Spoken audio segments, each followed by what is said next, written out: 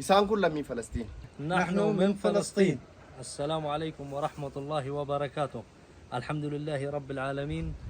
نحن أخوانكم جئنا من فلسطين إلى بلد إثيوبيا، بلد الأمن والأمان.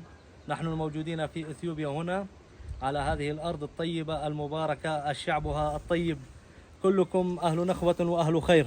نحن جئنا إلى هنا نجمع المال لأخوتنا وأهالينا المحاصرين في فلسطين في المخيمات. نرجو منكم من رأى هذا الفيديو أن يتبرع لنا بقدر ما استطاع.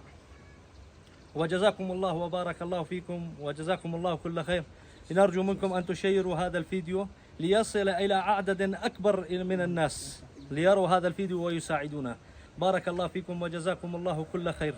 الله يجزيكم كل خير والله يبارك بأرض إثيوبيا وبأهل إثيوبيا وبشعب إثيوبيا.